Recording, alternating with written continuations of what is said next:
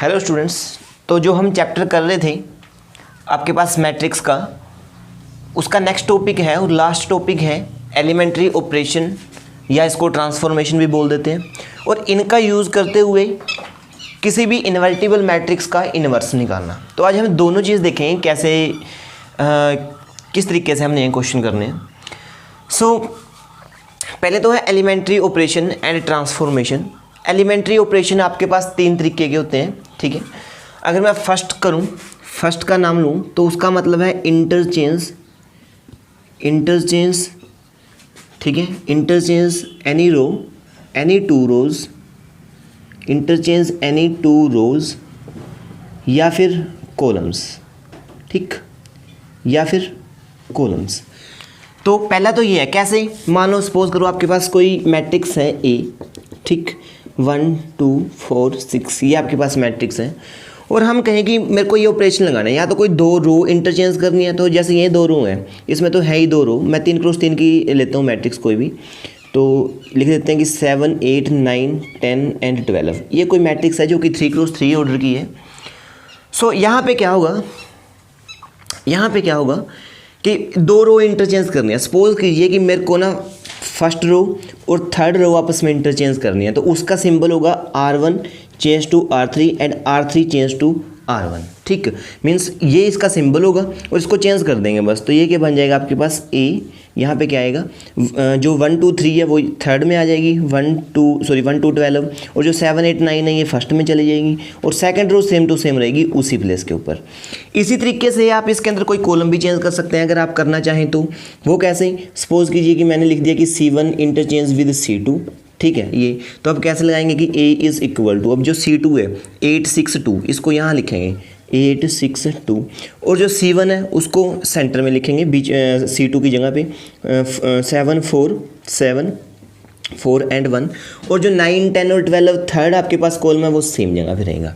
तो ये फर्स्ट आपके पास ट्रांसफॉर्मेशन थी, फर्स्ट आपके पास ऑपरेशन था।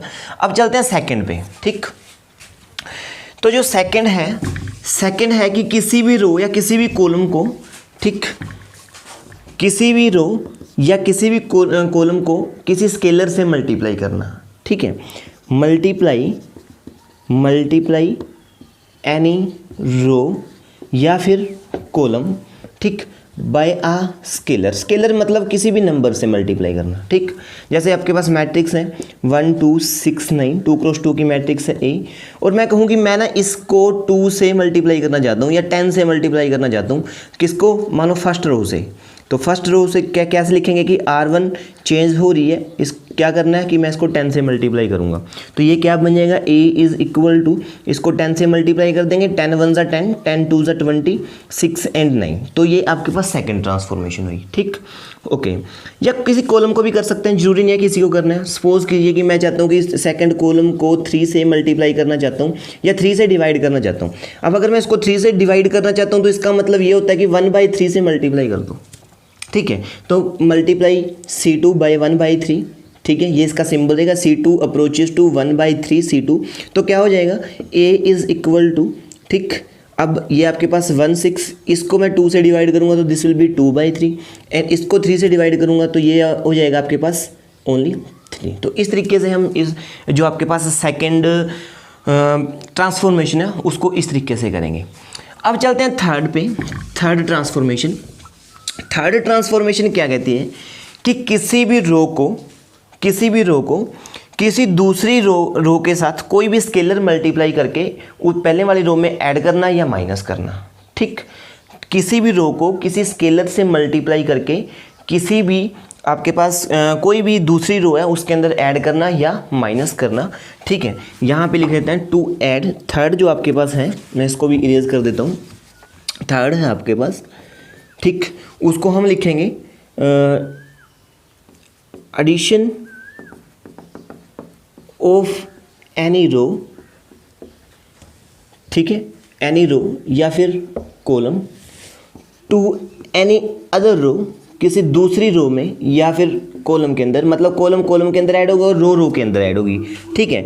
Multiplied by a scalar, multiplied by a scalar, मतलब कि वो पहले ही किसी स्केलर के अंदर मल्टीप्लाई हो चुकी है। अच्छा, जैसे किस तरीके से, सपोज कीजिए हमने अभी मैट्रिक्स ली कि 1 4 6 9 था, ये मैट्रिक्स है आपके पास।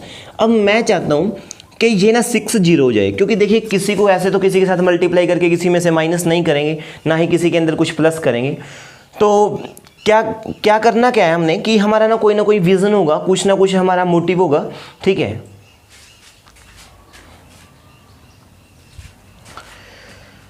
ताकि कि हम 6 को कुछ ना कुछ चेंज करना चाहेंगे। सपोज कीजिए जैसे मैं 6 को 0 बनाना चाहता हूँ, तो 6 आता है आपके पास सेकंड रो के अंदर, और 1 आता है आपके पास फर्स्ट रो के अंदर।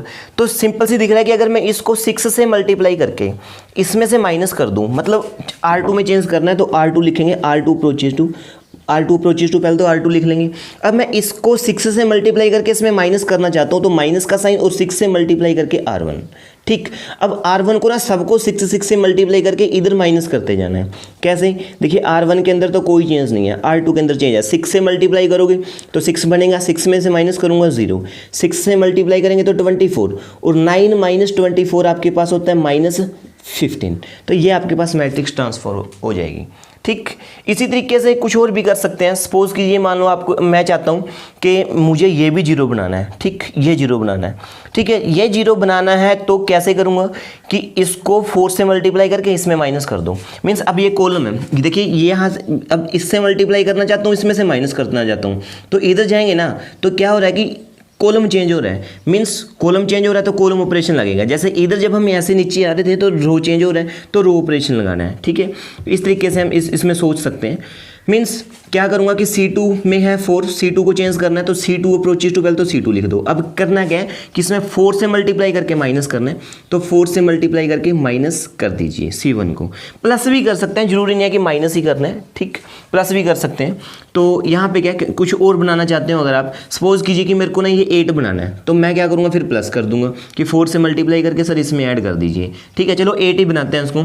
तो क्या होगा, ये आपके पास फर्स्ट कॉलम तो सेम, अब इसको 4 से मल्टीप्लाई किया, इसमें ऐड 8, इसको 4 से मल्टीप्लाई करूँगा 0 ही रहेगा, इसमें ऐड करूँगा तो -15 ही रहेगा। इस तरीके से आपने थर्ड एलिमेंट्री ऑपरेशन लगाना है। 3 ही टाइप के एलिमेंट्री ऑपरेशन होते हैं, ठीक। अब चलते हैं इन्वर्टिबल मैट्रिक्स पे। इन्वर्टिबल मैट्रिक्स, अब इन्वर्टिबल मैट्रिक्स क्या होती है? इन्वर्टिबल मैट्रिक्स वो होती है जिसका इन्वर्स मिल जाए, ठीक। जैसे सिंपल सी बात है, मैं नंबर की बात करूं, मान लो 5 है, अब 5 का इन्वर्स होता है 1/5, ठीक, 1 आ गया।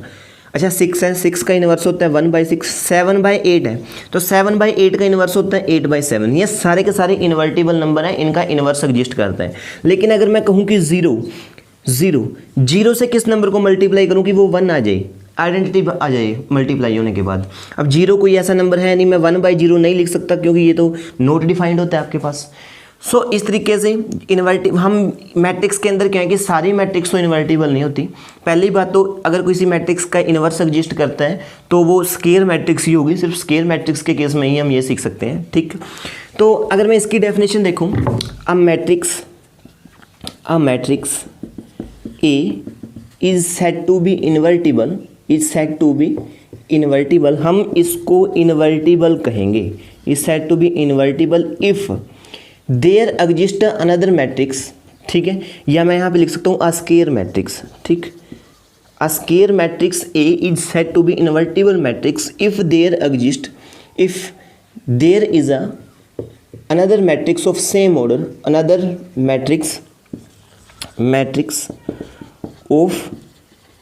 मैट्रिक्स बी लिख सकते हैं, another matrix B of same order, ठीक है। सच दैट, इस तरीके से कि जब मैं उसकी बी से प्री मल्टीप्लाई करूं या पोस्ट मल्टीप्लाई करूं, ठीक है, ए बी या बी ए किसी भी तरीके से मल्टीप्लाई करूं तो क्या आ जाए, आइडेंटिटी आ जाए, आपको उसी ऑर्डर की आइडेंटिटी आनी चाहिए, ठीक। तो यानी कि कोई मैट्रिक्स है, जैसे क्या है कि मल्टीप्लिकेटिव आइडेंटिटी अगर नंबर के केस में करूं तो वो 1 होता है मल्टीप्लिकेटिव आइडेंटिटी, पहले भी मैंने आपको बताया ये बात, ठीक। अब 5 है, इसका इन्वर्स होता है 1/5, मल्टीप्लाई करके आई आ गया, 1 आ गया, सॉरी। तो जो यहाँ पे मल्टीप्लिकेटिव इन्वर्स होता है ना, मैंने आपको मल्टीप्लिकेटिव आइडेंटिटी होती है, तो जब मैंने मल्टीप्लिकेशन के आपको प्रॉपर्टीज बताई थी तो वहाँ पे बताया था कि इसकी आइडेंटिटी आई होती है। तो इसका क्या है कि जब ए को उसके इन्वर्स के साथ, यानी कि बी ए का इन्वर्स है, इसके साथ जब मल्टीप्लाई करूं या प्री मल्टीप्लाई करूं तो वो किसके इक्वल आएगा, आइडेंटिटी के इक्वल। और हम कहेंगे कि जो बी है ना वो ए इन्वर्स है, बी क्या है, ए इन्वर्स, यानी कि सिंपल सी वे में अगर सादी बिल्कुल सिंपल लैंग्वेज में बताऊं तो ए इंटू ए इन्वर्स या फिर A inverse into A is equal to identity होता है। ठीक, ये चीज़ ध्यान से। अब इन्वर्स फाइंड करने के आपके पास दो वेज हैं। ठीक, पहला तो वे है using elementary operation and transformation, जो कि हम आज करेंगे। दूसरा अपने नेक्स्ट चैप्टर में आएगा डिटर्मिनेंट के अंदर, सेकंड हम वहाँ पे करेंगे। ठीक, तो आज हम इससे देखते हैं कि कैसे हमने फाइंड करना है। So let's go to the example. ये आपके पास क्वेश्चन है, हमने ना इस मैट्रिक्स का इन्वर्स फाइंड करना है। ठीक है, देखिए जो हम अभी हमने एलिमेंट्री ट्रांसफॉर्मेशन या फिर जो कि ऑपरेशंस या ट्रांसफॉर्मेशन जो पढ़ी हैं वो दो हैं, एक तो रो ट्रांसफॉर्मेशन है, ठीक, और एक है आपके पास कॉलम ट्रांसफॉर्मेशन। अब इन दोनों में से एक ही हमने यूज़ करनी है, एक ही लगानी है। अगर हम सिर्फ रो ट्रांसफॉर्मेशन लगाएंगे या हम सिर्फ आपके पास कॉलम ट्रांसफॉर्मेशन ही लगाएंगे। ठीक, तो दो तरीके से मैं निकाल सकता हूँ इसका inverse, using the row transformation या फिर यूजिंग द कॉलम ट्रांसफॉर्मेशन। अब देखिए हम जानते हैं कि आइडेंटिटी को अगर किसी भी मैट्रिक्स से मल्टीप्लाई करूँ तो वो मैट्रिक्स ही आएगा, मतलब कि a into identity is equal to a होता है। तो इसी चीज़ को थोड़ा सा हम क्या लिखेंगे जब क्वेश्चन करेंगे, जब मैं रो ट्रांसफॉर्मेशन में जाऊँगा तो लिखूँगा a is equal to identity into a, identity पहले आएगी। अच्छा, कॉलम ट्रांसफॉर्मेशन में जाऊंगा तो लिखूंगा a is equal to a into identity, मतलब जब आइडेंटिटी आपकी पीछे है तो कॉलम ट्रांसफॉर्मेशन लगानी पड़ेगी, अगर आइडेंटिटी आपकी पहले है a से तो आप रो ट्रांसफॉर्मेशन लगाएंगे। अच्छा, ये भी आप खुद ही चूज़ करेंगे। ठीक, तो मैं आपको सिर्फ रो ट्रांसफॉर्मेशन ही सिखाऊंगा, क्योंकि पेपर में जब क्वेश्चन आता है तो वो ये कहता है कि find the inverse using the row और कॉलम ट्रांसफॉर्मेशन। या तो आप रो यूज़ कीजिए या कॉलम ट्रांसफॉर्मेशन यूज़ कीजिए, क्योंकि दोनों ही सेम चीज़ हैं, मर्जी आपकी है। तो आप किसी एक को पक्का कर लीजिएगा, अगर आपको एक आ गया तो दूसरा आपको अपने आप आ जाएगा। ठीक है, तो चलते हैं। देखिए इस पर मैं रो ट्रांसफॉर्मेशन लगाते हैं, हम इस पर क्या लगाएंगे, रो ट्रांसफॉर्मेशन लगाएंगे। अगर हम इस पर रो ट्रांसफॉर्मेशन लगाएंगे तो मुझे लिखना पड़ेगा a is equal to identity into a। तो यहाँ से क्या है, ओके, तो इस क्वेश्चन को करने के लिए हम रो ट्रांसफॉर्मेशन लगाएंगे। तो हमने देखा कि रो ट्रांसफॉर्मेशन को करने के लिए क्या करेंगे, a is equal to identity into a लिखेंगे। अच्छा, क्या करना है कि इस a की वैल्यू रखेंगे, a की वैल्यू कितनी है, 3 2 10 7, तो यहाँ पे लिखता हूँ 3 2 10 7 इज इक्वल टू आइडेंटिटी कितना होता है, 1 0 0 1। ठीक, अब अपने पास a, तो a की मैं वैल्यू नहीं रखूँगा क्योंकि जो राइट साइड में a है इसकी वैल्यू बिल्कुल भी नहीं रखनी। अब देखिए करना क्या है कि जो ये a है ना, इसको मैं आइडेंटिटी बनाऊँगा और जो ऑपरेशन इस पर लगेंगे वही ऑपरेशन इस पर भी लगाऊँगा।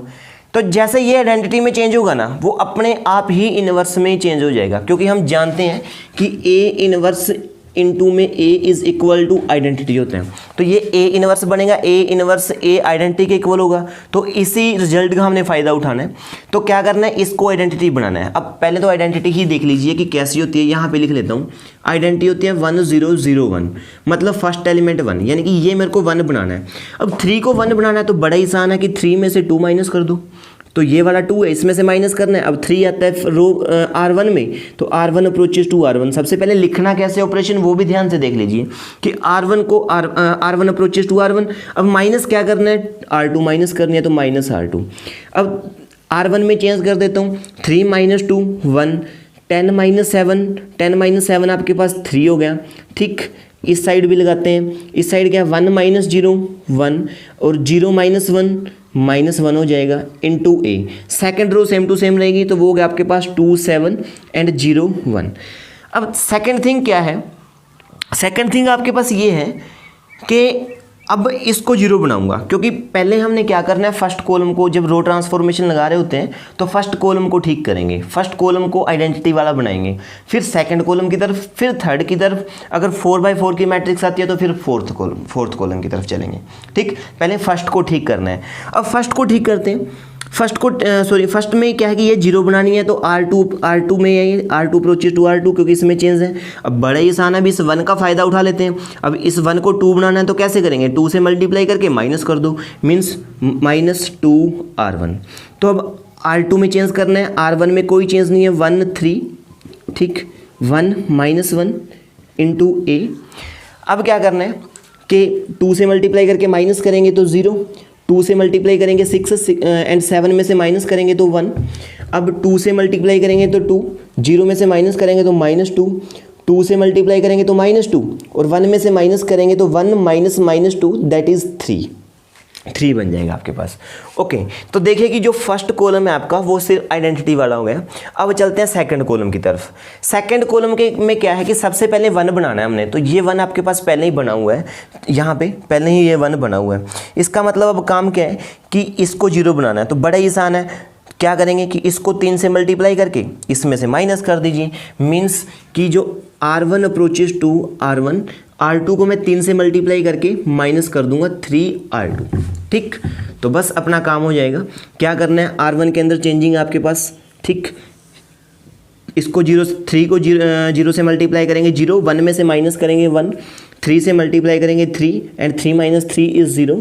अब नेक्स्ट उस साइड चलते हैं, 3 से मल्टीप्लाई करेंगे तो 6, 1 में से माइनस करेंगे तो क्या आएगा, 7 हो जाएगा, क्योंकि 1 - -6 इज़ 7। उसके बाद यहाँ पे भी क्या है, 3 से मल्टीप्लाई करेंगे तो 9 और -1 में से 9 को माइनस करेंगे, दिस विल बी -10, -1 - 9 इज़ -10। अब सेकेंड रो सेम 0 1, ठीक है, -2 3 और यहाँ पे A आपका सेम टू सेम वैसा ही रहेगा। अब देखिए ये आइडेंटिटी बन गई। अब ये आइडेंटिटी बन गई तो इसका मतलब ये क्या होगा, इनवर्स होगा। This simplify A inverse is equal to 7 - 10 - 2 3। So this is, ऐसे आपने क्वेश्चन करना है, ठीक।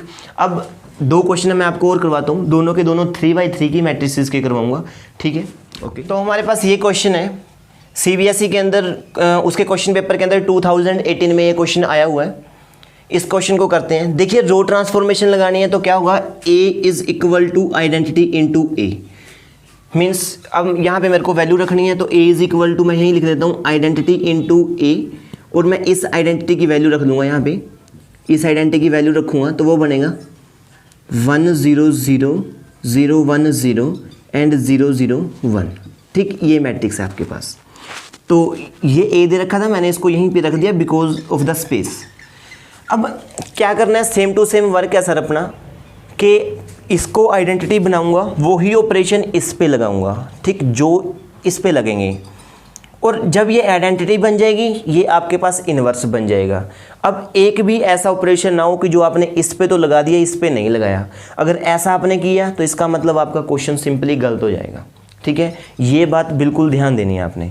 तो मतलब इसको आइडेंटिटी बनानी है, तो आइडेंटिटी मैं यहाँ लिख लेता हूँ, क्या होती है 1 0 0 0 1 0 0 0 1। अब सबसे पहला काम है कि फर्स्ट एलिमेंट, देखिए फर्स्ट कॉलम वाइज चलेंगे, पहले कॉलम को ठीक करेंगे, फिर दूसरे को, फिर तीसरे को। तो फर्स्ट कॉलम में क्या है कि फर्स्ट जो नंबर है वो आपके पास 1 होना चाहिए, उसके बाद 0 0, तो यानी कि ये तो पहले ही 1 है, तो इसका मतलब एक काम तो अपना आसान हो गया, बिल्कुल ही बहुत ही आसान हो गया। उसके बाद क्या करना है कि इन दोनों को 0 बनाना है, तो 0 बनाते हैं। चलिए इनको अगर अपन 0 बनाएंगे तो क्या होगा, क्या करते हैं कि इसका फ़ायदा उठाएंगे, 2 से मल्टीप्लाई करके माइनस कर देंगे, ठीक, तो 0 हो जाएगा, और 2 से मल्टीप्लाई करके इसमें प्लस कर देंगे। मतलब जो R2 है, R2 में क्या चेंज करूँगा, R2 अप्रोचेस टू 1 को 2 से मल्टीप्लाई करके माइनस कर देना है, और R3 के अंदर क्या है, वही चीज़ R3 अप्रोचेस टू 2 से मल्टीप्लाई करके प्लस करना है, ठीक, ताकि ये 0 बने। हमने इन दोनों की सोचनी है पहले, उनके बाद में देखेंगे। तो यहाँ पे क्या होगा यहाँ पे फर्स्ट जो आपकी रो है वो सेम टू सेम रहेगी, इज इक्वल टू वहाँ पे भी 1 0 0 A। अब 2 से मल्टीप्लाई कीजिए, माइनस करेंगे। पहले सेकंड रो की बात करूँ तो जो फर्स्ट रो है आपकी 2 से मल्टीप्लाई करके माइनस करनी है, तो 2 से मल्टीप्लाई किया, माइनस किया 0, 2 से मल्टीप्लाई करेंगे 4, 5 में से माइनस करेंगे तो 1, 2 से मल्टीप्लाई करेंगे 6, 7 में से माइनस करेंगे तो 1। उसके बाद इसमें क्या करना है, थर्ड रो के अंदर की 2 से मल्टीप्लाई करके प्लस करना है, 2 से मल्टीप्लाई करके प्लस करूंगा तो ये 0, अब 2 से मल्टीप्लाई करूंगा तो 4, यहाँ पे प्लस करूँ तो ये भी 0, और 2 से मल्टीप्लाई करूंगा तो 6, एंड 6 माइनस 5 प्लस करना है, तो 6 माइनस 5 आपके पास होता है 1। अब सेम काम यहाँ पे भी, और रो नंबर 2 के अंदर तो माइनस करना है। अब देखिए 2 से मल्टीप्लाई करो, 2 से मल्टीप्लाई करूंगा, इसमें माइनस करूंगा तो -2, 2 से 0 है तो 0 से मल्टीप्लाई करूंगा 0 ही होगी, तो माइनस भी करेंगे तो 0 0 0 ही माइनस होगा। इसका मतलब 1 माइनस 0 इज़ 1, और यहाँ पे 0 0 है तो ये 0। अब फिर 2 से मल्टीप्लाई करके ऐड करना है, 2 से मल्टीप्लाई किया 0 में ऐड करेंगे तो 2, फिर इसको 2 से मल्टीप्लाई किया 0 में ऐड किया तो 0, 2 से मल्टीप्लाई किया 1 में ऐड किया तो 1, इस तरीके से। अब सेकंड वर्क क्या है कि सेकंड कॉलम के बारे में सोचेंगे। अब सेकंड कॉलम है कि 0 1 0। अब यहाँ पे देखा कि 1 0, नीचे वाले तो पहले ही ओके हो चुके हैं, ठीक। और ध्यान दें कि जैसे इनके साथ कोई छेड़खानी नहीं होने देनी है हमने। अब ये दोनों तो ऐसे ही हो चुके हैं, तो इसको 0 बनाना है। अब इसको 0 बनाना है तो क्या करेंगे कि 2 से मल्टीप्लाई करके R2 को, इसको इस 1 की हेल्प लूँगा, इसकी नहीं लेनी है हेल्प, क्योंकि C1 जो कॉलम नंबर 1 है वो तो मैंने पहले ठीक कर लिया। अब अगर उसमें हम हेल्प लेने चले गए तो सारी सब गड़बड़ हो जाएगी। दूसरी बात है कॉलम ऑपरेशन नहीं लगाना है, क्योंकि हम रो ऑपरेशन लगाने हैं, या शुरू से ही कॉलम ऑपरेशन लगाइए सारे के सारे। तो क्या करना है कि इसकी हेल्प लेनी है, तो 2 से मल्टीप्लाई करके इसमें minus, means R1 approaches to R1 minus 2 से मल्टीप्लाई करते हैं, 2 से मल्टीप्लाई करेंगे तो 2R2 माइनस करेंगे। अब R1 में क्या चेंजिंग है, देखिए 2 से मल्टीप्लाई कीजिए माइनस तो 1 ही रहेगा, 2 से मल्टीप्लाई करूँगा इसमें से माइनस तो 0 बनेगा। अब 2 से मल्टीप्लाई करूँगा तो 2, 3 में से माइनस करूँगा तो 1 बनेगा। उसके बाद इस तरफ चलते हैं, 2 से मल्टीप्लाई करेंगे 4 -4, इसमें माइनस करूँगा तो 1 माइनस -4 इज़ 5, 2 से मल्टीप्लाई करूँगा 2, 0 में से माइनस करेंगे -2, तो इसको 2 से मल्टीप्लाई करूँगा 0, एंड 0 माइनस 0 इज़ 0। इस ए को लिखना मत भूलिएगा ध्यान से, बाकी सारा सेम ही रहेगा। तो 0 1 0 0 1 1 0 0 0, और यहाँ पे क्या आएगा -2 1 0 2 0 1। अब यहाँ से क्या मिला कि इसको थोड़ा ध्यान से देखेंगे तो पता चला कि जो पहले 2 कॉलम है वो ठीक हो चुके हैं, ठीक है। सॉरी दिस इज़ 1, पहले 2 कॉलम ठीक हो चुके हैं। अब थर्ड कॉलम पे चलते हैं, तो इसका मतलब जो फर्स्ट 2 एलिमेंट है वो 0 होनी चाहिए, लास्ट वाला 1। अब लास्ट वाला पहले ही 1 है, बड़ा आसान सा क्वेश्चन है, लास्ट वाला पहले ही 1 है, और ये दोनों क्या हैं आपके पास, दोनों के दोनों 0 होने चाहिए। अब दोनों 0 होने चाहिए तो सिंपल सी बात है, इसी की हेल्प लूँगा, जहाँ पे हमने 1 चाहिए ना उस 1 की हेल्प लेंगे जहाँ पे हमें 1 चाहिए, ठीक है। इसकी हेल्प लूँगा तो सिंपल माइनस कर दीजिए बस, मीन्स R1 में भी चेंज करना है। अगर R1 में चेंज करना है तो R1 में क्या करेंगे, R1 माइनस R3, क्योंकि ये 1 चाहिए तो इसकी हेल्प लो, ठीक। जिसको 1 जो 1 चाहिए ना उसकी तो हेल्प लेनी है हमने, ओके। फिर R2 में भी क्या करेंगे, सिंपल R2 माइनस R3 को माइनस कर देंगे, तो क्या बनेगा देखिए। अब R1 माइनस R3 मतलब इसमें ये माइनस करना है, तो 1 माइनस 0 इज़ 1, ठीक। 0 minus 0 is 0, and 1 minus 1 is 0। उस तरफ भी चलते हैं, दिस तरफ माइनस करना है। 5 माइनस 2 3, -2 0 -2, एंड 0 माइनस 1 -1, यहाँ पे ए लिखेंगे। अब सेकंड में क्या है, सेकंड में माइनस करना है, तो 0 माइनस 0 0, 1 माइनस 0 1, 1 माइनस 1 0, फिर -2 एंड -2 कितना होगा -4, ठीक। 1 माइनस 0 कितना होगा यहाँ पे 1, एंड 0 माइनस 1 इज़ -1, ठीक।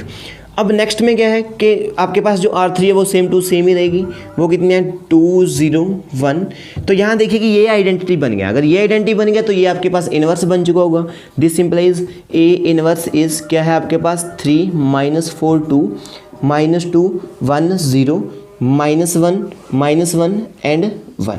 इस तरीके से आपने 3x3 का जो क्वेश्चन है वो जिसमें इन्वर्स निकालना है यूजिंग एलिमेंट्री रो और कॉलम ट्रांसफॉर्मेशन, वो करना है। पहले 2x2 की अच्छे से प्रैक्टिस करनी है, ताकि 2x2 बहुत ही आसान है, वो पहले आपको वो आना चाहिए। उसके बाद 3x3 की तरफ चलेंगे, ठीक। तो एक क्वेश्चन और देखते हैं। ओके, तो फ्रेंड्स अब क्वेश्चन है आपके पास, नेक्स्ट क्वेश्चन। ये क्वेश्चन है, ये CBSE 2015 के अंदर आया हुआ है। अब यहाँ पे है क्या कि एक वैसे ही मैट्रिक्स दे रखी है, वही रो या फिर कॉलम ट्रांसफॉर्मेशन हमने लगाना है और इन्वर्स फाइंड करना है। तो रो ट्रांसफॉर्मेशन लगाते हैं तो क्या होता है, A is equal to I A, means मैं A is equal to I A यहाँ पे लिख लेता हूँ, A is equal to I A, ठीक। तो A is equal to I A, 2 step मैं यहीं पे कर लेता हूँ यहाँ पे, कि यहाँ पे आई की वैल्यू पुट करनी होती है। तो यहाँ पे आई की वैल्यू पुट करूँ तो आइडेंटिटी आपके पास होता है 1 0 0 0 1 0 एंड 0 0 1, और ये साथ में रहेगा आपके पास ए। तो अब क्या करना है कि इसको वही आइडेंटिटी और इसको वही ट्रांसफॉर्मेशन लगाते जाएंगे जो इस पे लगेंगे। आइडेंटिटी बनाना है, फिर से साइड में आइडेंटिटी जरूर लिख लीजिएगा कि आइडेंटिटी ऐसी होती है, ताकि उसकी पता करें। ये कुछ वो वाला काम है कि किसी की शक्ल देख के ना सेम टू सेम पिक्चर बनानी है। तो ये शक्ल देख ली हमने और इसको बनाएंगे। अब फर्स्ट कॉलम को देखते हैं, फिर से वही काम कि यहाँ पे पहले तो 1 चाहिए। अब यहाँ पे 1 चाहिए तो 1 चाहिए। अब देखिए क्या है कि मैं इनमें से किसी को भी इसमें से माइनस नहीं करता, अगर माइनस करूँ तो ये 1 नहीं बनेगा, ठीक, ना ही ऐड करके 1 बनता। तो सिंपल सी बात है, क्या करो कि इस 2 को ना 2 से डिवाइड कर दो, यानी कि R1 सबसे पहला जो हमने एलिमेंट्री ट्रांसफॉर्मेशन सीखा था उसी से 1/2 R1। तो क्या बनेगा ये देखिए, यहाँ पे 2 से डिवाइड करूँ तो 1 0, इसको 2 से डिवाइड करूँगा तो -1/2, ठीक। अब इसको डिवाइड करूँगा तो 1/2 0 0 0, बाकी सारा सेम टू सेम रहेगा, 0 0 1, सॉरी दिस इज 0 1 0 ए, और यहाँ पे आपके पास 5 1 0 0 1 3। नेक्स्ट कंसेप्ट क्या है कि इसको 0 बनाना है और ये भी 0 बनाना है। अब ये तो पहले ही 0 है तो सिर्फ ये 0 बनाना है। कहने का मतलब क्या कीजिए कि 5 को मल्टीप्लाई कीजिए और इसमें से माइनस कर दीजिए, simple. Means R2 approaches to R2 - 5 R1। ध्यान से, R2 अप्रोचेज टू R2, फिर देखिए क्या माइनस करना है, ठीक है। इस तरीके से आपने ऑपरेशन लिखना है। तो क्या होगा कि R1 में कोई चेंज नहीं है तो दोनों की R1 में ऐसे कैसे 1 0 -1/2, ठीक, 1/2 0 0 ए। R2 में चेंज है, 5 से मल्टीप्लाई करके माइनस करना है, तो 5 से मल्टीप्लाई करूँगा माइनस करूँगा 0, 5 से मल्टीप्लाई करो माइनस करो तो 1 ही रहेगा। यहाँ पे -5/2 बन जाएगा मल्टीप्लाई करते ही, 0 में से माइनस करेंगे तो +5/2, ठीक। उसके बाद 5/2 से मल्टीप्लाई करके यहाँ माइनस करूँगा तो 5/2 बन जाएगा, 0 में से माइनस करूँगा तो -5/2, 5/2 से मल्टीप्लाई करके कोई फ़र्क नहीं रहेगा, 5/2 से मल्टीप्लाई करके 0 में से माइनस करूँगा तो 0 ही रहेगा। R3 में भी कोई चेंज नहीं है, 0 1 3 0 0 1। तो फिर से क्या मिला हमें, क्या मिला कि फर्स्ट कॉलम है जो बिल्कुल सही हो गया, इसमें कोई दिक्कत वाली बात नहीं है। अब क्या है कि मेरे को सेकंड कॉलम की सोचनी है, ठीक। अब सेकंड कॉलम क्या होता है, सेकंड कॉलम होता है 0 1 0, ठीक, 0 0 1 0। अब 0 1 0 चाहिए तो इसका मतलब सिर्फ ये वाला एलिमेंट ही 0 बनाना है। और ये कैसे करेंगे कि R3 - R2 कर दो, सिंपल। क्या करना है कि R3 में से R2 माइनस कर दो। फिर से मैं आपको बता दूं क्या करना है कि पहले ये देख लीजिए कि 1 को किसको 1 कौन सा 1 चाहिए, 1 चाहिए मैं सेंटर वाला, तो इसका यूज़ करेंगे, मतलब इसी को माइनस करूँगा, ठीक, इसी को ही माइनस करूँगा। मैक्सिमम केसेस में इसी को माइनस कीजिए, क्वेश्चन बिल्कुल करेक्ट जाएगा, गलती होने का 0% चांस है। अगर आप पहले C1 को करते हो, फिर C2 को सिलेक्ट करते हो, फिर C3 को सेट करते हो, ठीक। अगर आप ये सोचते हो कि गड़बड़ कर दो इधर उधर, कभी किसी को 0 बना दिया कभी किसी को 1 बना दिया, तो फिर गलती होने के चांसेस बहुत ज़्यादा है, मतलब 90% चांसेस हैं, और ऐसे सिर्फ 10% चांस है। ओके, तो क्या करना है, अब क्या करूँ यहाँ पे कि सिंपल है R3 - R2, क्योंकि इसको यूज़ करना है तो इसी को माइनस करूँगा। अब सिंपल सी बात है, यहाँ पे R1 में कोई चेंज नहीं, R2 में कोई चेंज नहीं, तो 1 0 -1/2 R1 ऐसे कैसे लिख लेते हैं हम यहाँ पे, ठीक। ये कितना है 1/2 0 0, ठीक, इंटू ए। R2 में भी कोई चेंज नहीं है, सो 0 1 5/2, ठीक। यहाँ पे -5/2, यहाँ पे कितना है 1, ये 0। और अब थर्ड में है तो R3 - R2 करना है, मीन्स 0 - 0 0, 1 - 1 तो 0। अब 3 में से 5/2 माइनस करना है, 3 में से अगर मैं 5/2 माइनस करूँगा एलसीएम लेके, ये आएगा आपके पास 1/2, तो मीन्स ये आपके पास बन गया 1/2, ठीक, ओके। उसके बाद यहाँ पे भी सेम वर्क है, तो 0 में से -5/2 माइनस करूँगा तो ये प्लस का 5/2 हो जाएगा। अब 0 में से 1 माइनस करूँगा तो -1, और 1 में से 0 माइनस करूँगा तो 0 रहेगा। This will be the thing. उसके बाद नेक्स्ट क्या करना है, अब देखिए C2 है जो सही हो चुका है, मतलब फर्स्ट कॉलम भी ओके, सेकंड कॉलम भी ओके। थर्ड पे चलते हैं। थर्ड में पहले जहाँ पे 1 चाहिए पहले तो 1 सेट कीजिए कि 1 कहाँ पे चाहिए, 1 चाहिए मेरे को यहाँ पे। अब 1/2 को 1 कैसे करूँ, कैसे बनाऊँ? देखिए 2 वे हैं। अगर पहला वे तो ये कि इसको सिंपली 2 से मल्टीप्लाई कीजिए। पहला वे तो क्या है, R3 को 2 से मल्टीप्लाई कर दो भाई, 2R3, ठीक।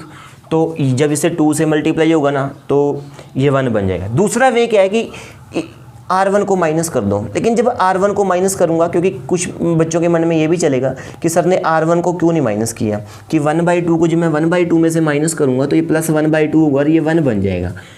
क्योंकि अगर मैं जब इसमें से इसको माइनस करूंगा तो इस 0 में से भी -1 बनेगा, और 0 में से जब मैं -1 को करूंगा तो यहाँ पे बन जाएगा -1, और मैं इसमें चेंजिंग नहीं चाहता, ठीक। तो जब थर्ड रो पे आ जाते हैं ना, हम थर्ड कॉलम पे आ जाते हैं, तो वहाँ तो सीधा मल्टीप्लाई करके ही कीजिएगा। अब क्या करना है, क्या करना है यहाँ पे देखिए कि फर्स्ट रो आपके पास same to same, second row आपके पास सेम टू सेम, ठीक। राइट साइड में भी first row same to same रहेगी, सेकंड रो बिल्कुल डिट्टो रहेगी, कोई चेंजिंग नहीं करूँगा। थर्ड रो में क्या चेंज करना है कि 2 से मल्टीप्लाई कीजिए। 2 से मल्टीप्लाई करेंगे तो 0 0, यहाँ पे 1, इसको 2 से मल्टीप्लाई करूँ 5, नेक्स्ट को -2, तो ये 0 हो जाएगा। अब देखिए क्या करना है भाई, बहुत ही सिंपल है। अब इसको 0 बनाना है तो क्या कीजिए कि 1/2 से मल्टीप्लाई करके ऐड कर दो। इसको 0 बनाना है तो 5/2 से मल्टीप्लाई करके माइनस कर दो। Means R1 approaches to R1 and R2 approaches to R2। पहले तो ये लिख लिया। अब देखिए क्या है कि यहाँ पे 1/2 से मल्टीप्लाई करके ऐड करना है, तो प्लस 1/2 से मल्टीप्लाई करके R3 को ऐड कर दिया, और यहाँ पे 5/2 से मल्टीप्लाई करके माइनस करना है, तो यहाँ पे हम माइनस कर देंगे, ठीक, R3। नेक्स्ट क्या रहेगा, R1 के अंदर क्या चेंजिंग रहेगी, कैसे करना, क्या चेंजिंग रहेगी। 1/2 से मल्टीप्लाई करके प्लस करेंगे तो 1, 1/2 से मल्टीप्लाई करके इसमें प्लस करेंगे तो 0, 1/2 से मल्टीप्लाई करके इसमें प्लस करेंगे तो क्या रहेगा, 0 बन जाएगा। इस तरफ भी देख लेते हैं। यहाँ पे क्या है कि 1/2 से मल्टीप्लाई कीजिए और प्लस कीजिए, तो ये 5/2 बनेगा।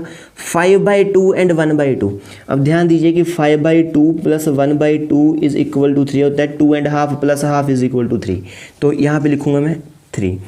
उसके बाद 1/2 से 1/2 से मल्टीप्लाई करेंगे तो ये बनेगा आपके पास -1, और इसमें ऐड करूँगा तो ये बन जाएगा आपके पास -1। फिर अरे यार गड़बड़ होगी थोड़ी सी,